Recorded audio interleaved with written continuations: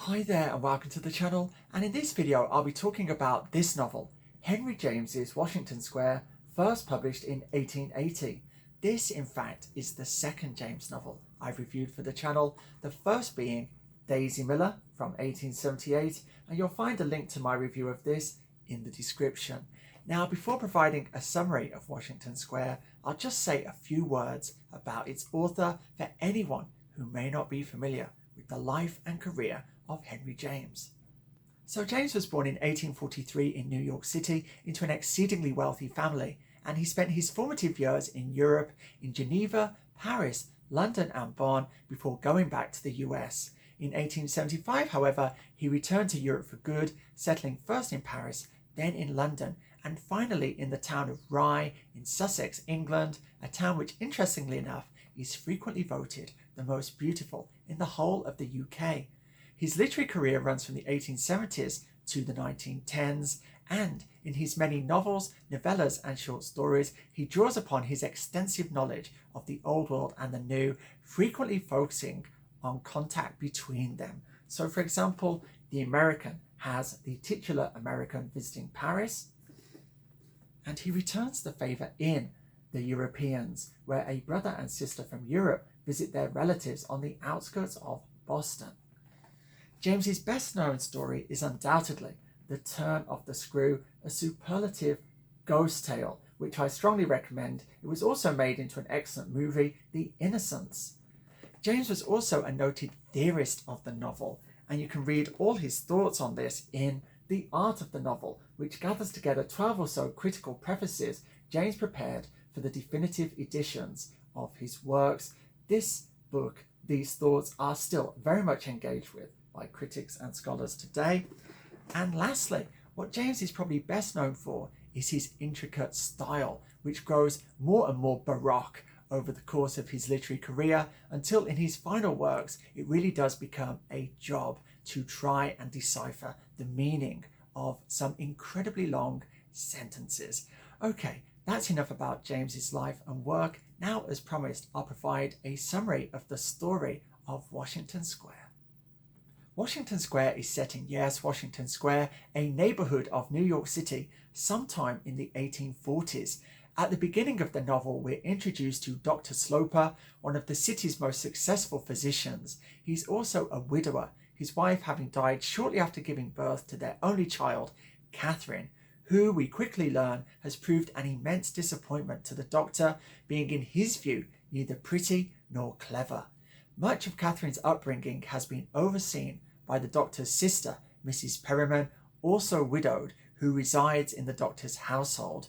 Mrs. Perriman is a highly romantic individual, and as such, she has failed to equip Catherine with any genuine understanding of how the world functions, particularly in regard to the opposite sex. And so at the beginning of the novel, Catherine is 20 or so years of age, extremely naive, and just coming out into society, the bearer of a considerable fortune, and men are beginning to express their first tentative interest in both her and, of course, her money.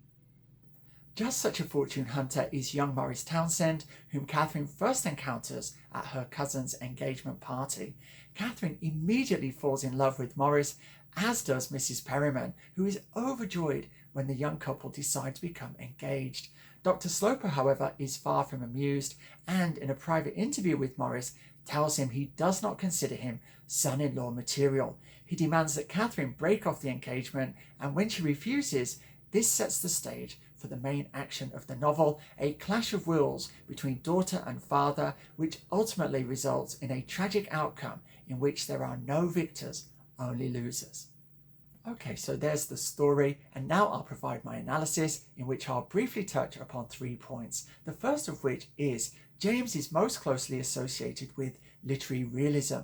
That is, the attempt to faithfully reproduce the social conditions of the time in a work of fiction. However, reading Washington Square, I was taken aback by how theatrical it is. The action is basically that of a stage melodrama, except with the omniscient narrator. You're watching it in the company of a master psychologist. And that is really the joy of this novel, those two things combining And this is also why this novel was very quickly turned into a successful stage play and a movie in 1949, The Heiress. I'm just going to play you a clip from this movie to underline its melodramatic nature.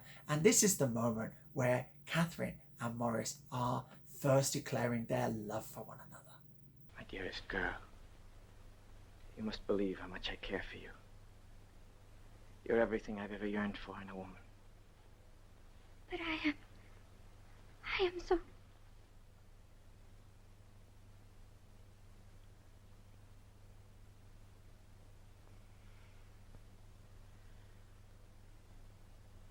Oh, Catherine. Will you marry me? Yes. You make me very happy. Do you love me? Yes. Oh, Catherine.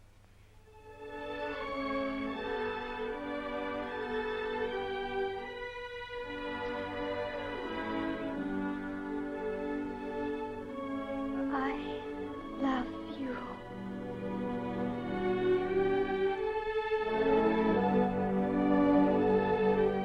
Oh dear, that music, absolutely terrible, never mind. Secondly, the psychological acuity of James's anonymous narrator deeply enhances the pleasure of reading this novel.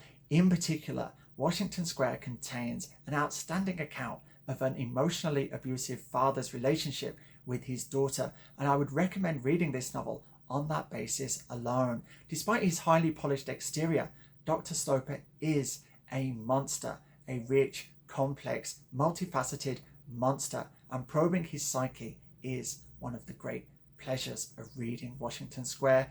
In addition, while Catherine is being emotionally manipulated not only by her father but by Mrs. Perryman and Morris, the anonymous narrator's understated sympathy for Catherine as he subtly charts her development into a much stronger and more self-possessed woman than any of the characters in the story would ever have imagined is crucial in balancing what, without this sympathy, would very much just be an emotional pile-on for poor Catherine.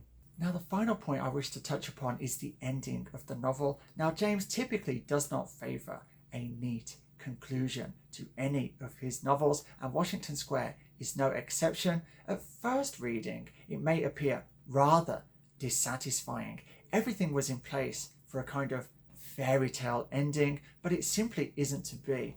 But on reflection, I found that there was so much that you can take from this ending, particularly with regard to the message for Morris. Yes, Morris has to really face the fact that in his younger days, when his eyes were only focused on money, he really missed the greater prize that was right there under his nose, and I think that would be particularly difficult to swallow. And he was hoping at the end of this novel perhaps to be redeemed, but far from redemption, he's basically handed a looking glass in which to consult his own reflection. So the ending of this novel I also found highly praiseworthy.